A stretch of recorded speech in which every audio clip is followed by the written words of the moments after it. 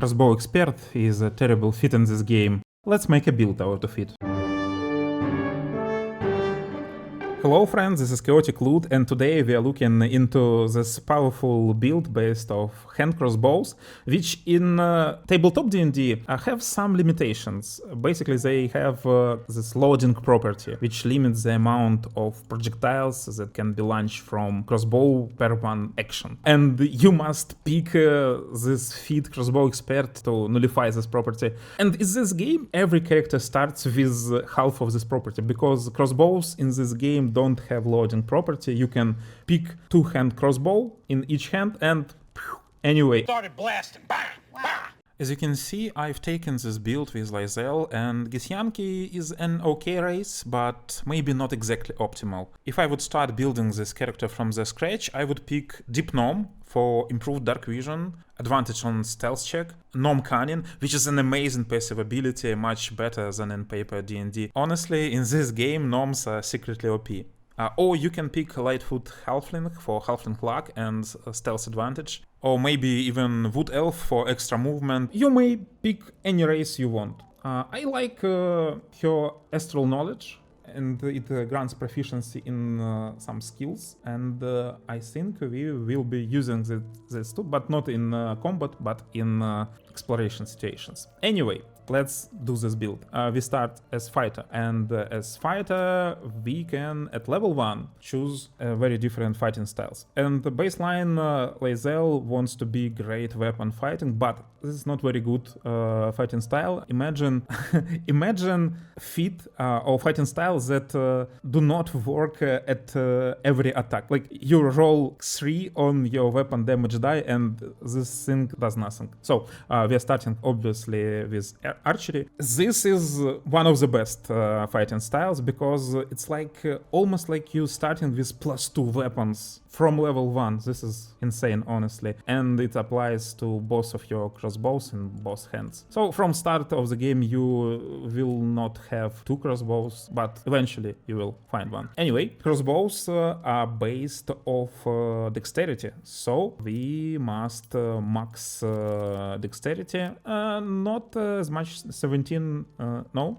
We need to try make every score even one. So we will go with maybe 10 strengths, 16 dexterity, 16 constitution, maybe even no penalties intelligence, maybe penalties in charisma, because she's not very charismatic. She likes to offend people. I think it's a very nice distribution. And obviously this tells us that fighters are strength-based characters, but we will be dexterity-based character. And skill proficiencies, you can avoid picking here proficiencies in wisdom-based skills. Why? Because astral knowledge, you will want to every time put this thing on wisdom-based checks. So it will grant you proficiencies in animal handling, insight, medicine, perception, survival. This very, very nice wisdom-based skill. On level 2 we are going Fighter 2, and action search is very nice. It's used for burst. Here it doesn't say that we can use this ability every short rest, but indeed we could. And nothing more here.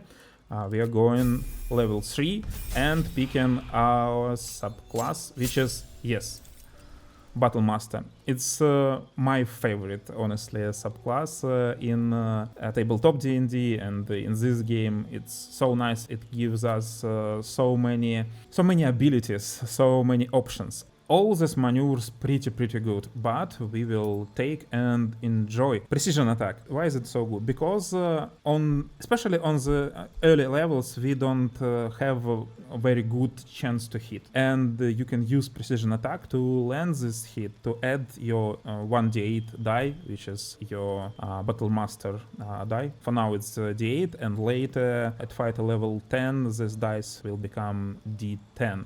Which maneuver to pick? Honestly, pick pick for your own playstyle. Push an attack is very nice in this game to push enemy off the cliff, and guardian attack is a pretty good defensive option where you shoot your target, and if the target fail wisdom saving throw, it became like guarded by you, it want to attack you, and if it attack any other target, it has a disadvantage on attacks. But we have a very sad thing right here, difficulty class. Honestly, something wrong inside the game with calculation of this difficulty class, because normally it should be calculated of our high dexterity. But for now, first of all, this is not a correct number. When you shoot target, the difficulty class will be different. It will not be 10. So this is a mistake by game. So I advise you, especially on the earlier stages of the game, not to use or limit using this ability which will require some strength saves or wisdom saves. So maybe use some nice distracting strike or riposte and use some dexterity based weapon, finesse weapon in your hand. This can be very good. I will choose here mandatory precision attack, distracting strike, and maybe, yes, I enjoy pushing people off the cliffs too much. So yes, these things. And we will go to the level 4. Level 4, we are Fighter 4, and we at this very nice level will crossbow, no, not crossbow expert, crossbow expert, not now, maybe later, okay? But for now we will pick this feat, this is sharpshooter, because now we are making 2 attacks, one from main hand, 2 bonus action second hand, and we will take on this attacks penalty. We can choose to toggle this ability up and on and off, and take penalty -5 and add to our damage +10. This is our bread and butter in this build of dealing damage, because in hand crossbows the damage die is not very high, it's 1d6. So on average you will hit 3 plus your dexterity modifier. So for now it's like 6. And if you toggle this ability on, and if you land a hit, you can make an average like 16. Okay, that's very nice. And now you understand why we've taken the precision attack later. In this situation we will compensate sometimes penalty from sharpshooter. Okay, let's travel next level. On fighter level 5, we will receive extra attack. Now, from our main hand, we will shoot 2 times, and from our left hand, we will shoot as bonus action 1 time. So 3 attacks at level 5. Pretty nice. And from our race, we receive Misty Step, which is very nice ability, and will save you many times in the game. Well, not many, because it's limited 1 per long rest, but it's something. At level 6 we have decision to make. We can go in different direction from here. First, you can level up fighter and probably ability score improvement and bump your dexterity to 18, and then very quickly at 8th level to 20. And this is totally okay, and this is very nice option. But we would like to make more attacks more quickly, and from level 6 I would advise you to go rock.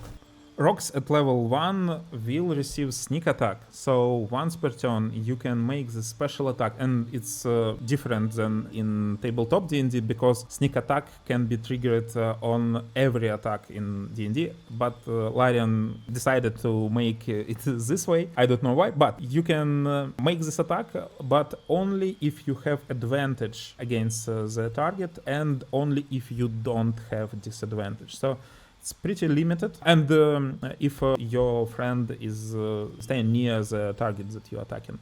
So sneak attack is a bit of pleasant amount of damage, but don't sweat it if you can't land it every turn. It's honestly okay. 1d6 is not much. At abilities, we could pick sleight of hand or stealth. My bard specializes at sleight of hand, so stealth here. And honestly, your bard at later stages of the game can, or pretty much every support caster can pick greater invisibility which would allow you to shoot from invisibility, but you must roll a stealth check every time. And with this strategy, extra stealthy proficiencies is very nice. It's called expertise in D&D. Okay, where do we go next? On rogue level 2, we receive this very nice cunning actions, which allows hide, dash, and disengage as bonus action. Very nice, and honestly smooth out our gameplay, because sometimes you want to take position, take high ground, and you need that dash, and you don't want to waste your action to take position. So it's very nice. If you want to take advantage of stealth, you can hide and use the bonus action for gaining advantage and for using your sneak attack.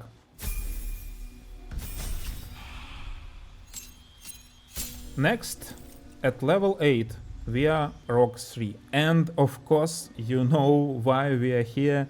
Fast hands gain an additional bonus action. So now at level 8, we could attack 4 times. And I don't know which build can do that at this level. Honestly, without consumables, I think it's impossible. For some reason, game doesn't tell you that you receive extra sneak attack die. It should be celebrated. I think so. It's very nice. But for now, this is like a baseline of our build. So for now I am level 8 and I'm very much enjoying the game, but we will continue with this build. Where will we go from this basis? And this basis is amazing right now. 2 attacks from main hand, 2 attacks from off hand. Each attack deals on average 20 damage or so. We will discuss equipment later. But when we level up next, 9th level, I would go Rogue 4 and bump up my dexterity to 18. So this is plus chance to hit and a little bit of damage. Next level, I would go back to fighter. And on fighter level 6, there is another feat and we will bump our dexterity to 20. Why not crossbow expert? Asking you. Wait a minute. Next, on fighter level 7, we are level 11 and we will gain another superiority dial and pick 2 maneuvers. Honestly, pick what you like, pick your favorite. You know, I hate when some guy on internet tells me what I should pick. Pick for yourself and tell yourself, yes, I'm picking this maneuver because I like it, because it's my playstyle. So do it as you want. At last level, level 12, we again making hard decisions. So we can go back to Rogue 5, and we can receive this amazing ability, Uncanny Dodge. So as a reaction, you can halve your receiving damage. So when some creature hits you, you can use Uncanny Dodge and halve the damage. And you will receive 1 extra sneak attack die. But you can also go Fighter 8, and here's a feat, and you could finally, on level 12, pick Crossbow Expert. So you can tell that this build is Crossbow Expert without Crossbow Expert. Sure, you can pick it here. And this is the final level, the max level in this game. And let's talk consumables and equipment. Equipment first. Obviously, the best hand crossbow, as you can find, you want it. +1 is not so good, but +2 is very nice. It's a huge amount of text here, but some of it is relevant. This pretty much don't matter. Possibly inflict burning if you are hiding and invisible and attacking. And the Scorching Ray, maybe if you attacking a lot of small targets, then it would come handy. But on regular occasions, you will attack just with your regular attack. But what is nice here, you see this +1 d4 necrotic. That's pretty nice, but it comes not from these crossbows. Comes from this glows, this green glows, and this is a nice item for this build. I have this helm and it gives me Hunter's Mark. This question is it worth it to spend your bonus action to put Hunter's Mark on the target? And the answer usually is no. But if the target would live a couple turns, it's a huge target. I think you must land 7 hits on this target to make up for your lost bonus action, which deals on average 20 damage. So not very good ability, but sometimes it would come handy. And as for your armor, generally scale mail limited to +2 dexterity bonus. But here this is a special item and it can be bought from trader in Act 2, and it gives you like bonus from your dexterity, like +3. Generally it's +2 limiting it, and I think this is the best armor for this build, and any dexterity based build which can wear medium armor. I think it's pretty nice. Everything else is pretty much irrelevant, and you could put in the slots everything you want. One thing, obviously, in your main hand, in your melee is a melee weapon slot, you need to put some dexterity, finesse-based weapon. And in Underdark, in first act, you can find this amazing finesse longsword, which is uncommon. And in D&D, I think longsword can't be a finesse weapon, but this is for some reason, I don't know, and it's amazing. Basically, sometimes you can't attack, you got webbed or enemies far ahead and you don't want to waste your target, and this sword can sing and shriek, and you put it maybe in sing mode and give you and all allies nice bonus for 5 turns, which can't be turned off by enemies. Like it's not a concentration, so it's very nice bonus, and occasionally it comes handy. I think Larian thinks that this is a bard weapon, and I would agree, it looks so. As for consumables, the best elixirs you could have is this Elixir of Bloodlust. Sadly, I spent it all and I want more. So if you can, find every Vork Fang, buy it and make for yourself this Elixir of Bloodlust. It gives extra attack when you kill somebody, and with this build you will land so much killing blows. If you don't have this elixir, I would advise you to take this Elixir of Colossus. This thing gives you plus 1d4 extra damage on your weapons. It's not much, but it's something. And if your party often use some spell like Fairy Fire or Web, maybe you have Ranger with Spider Pet, and your enemies is constantly webs, so you attacking them with advantage, maybe Elixir of Viciousness can be good, because you obviously, when attacking with advantage, you roll 2 die, pick the best, and this way, when you roll in 2 die, the probability of critical hit goes up, and this elixir may raise this probability even more, because with it you will crit on 19s, not on 20s as usual. And guys, if you are enjoying this game as much as I do, and if you enjoyed this video, please drop a like, subscribe maybe, and I will see you next time. Thank you for watching.